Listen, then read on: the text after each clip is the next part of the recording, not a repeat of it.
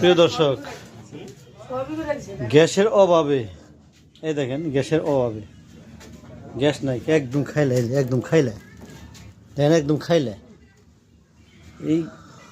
এই সব কিছু বন্ধ। গ্যাসের অভাবে যে উনি আজকে নতুন করে দেখেন স্টোভ কিনে নিয়েছে।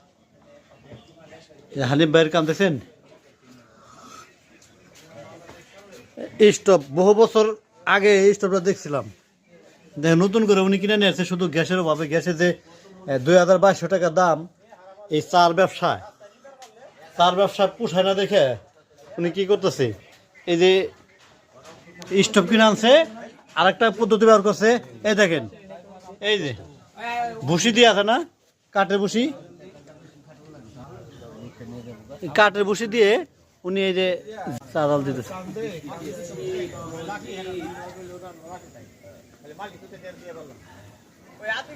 কবে যে কমবে দেশের গ্যাসের দাম আমরা কেউ বলতে পারি না, তবে সরকারের কাছে অনুরোধ যাতে করে গ্যাসের দামটা কমিয়ে দেয়, আর আমরা যেন চা ভালো মতো খাইতে পারি।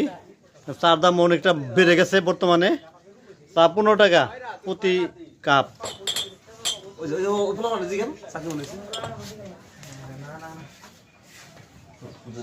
ওই চা কেমন অবস্থা? চা আসেনি, স্বাদ ঠিক আছে না? একটু কমা। ঠিক আছে 15 টাকা তো ঠিক হবেই।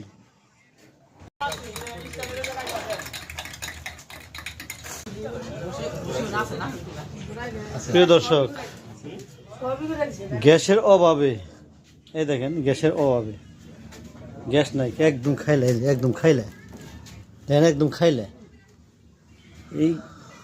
এই সব কিছু বন্ধ। গ্যাসের অভাবে যে উনি আজকে নতুন করে দেখেন স্টোভ কিনে নিয়েছে। হানিফ ভাইয়ের কাম দেখছেন, স্টোভ বহু বছর আগে এই স্টোভটা দেখছিলাম, দেখেন নতুন করে উনি কিনে নিয়েছে শুধু গ্যাসের অভাবে। গ্যাসের যে 2200 টাকা দাম, এই চার ব্যবসায় পোষায় না দেখে উনি কি করতেছে, এই যে স্টোভ কিনে আনছে, আরেকটা পদ্ধতি ব্যবহার করছে। এই দেখেন, এই যে ভুসি দিয়ে আছে না, কাঠের ভুসি দিয়ে উনি এই যে চাল দিতেছে।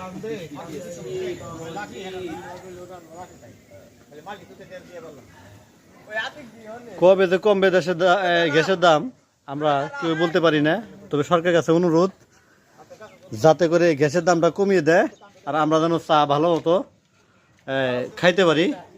চার দাম অনেকটা বেড়ে গেছে বর্তমানে, চা 15 টাকা প্রতি কাপ।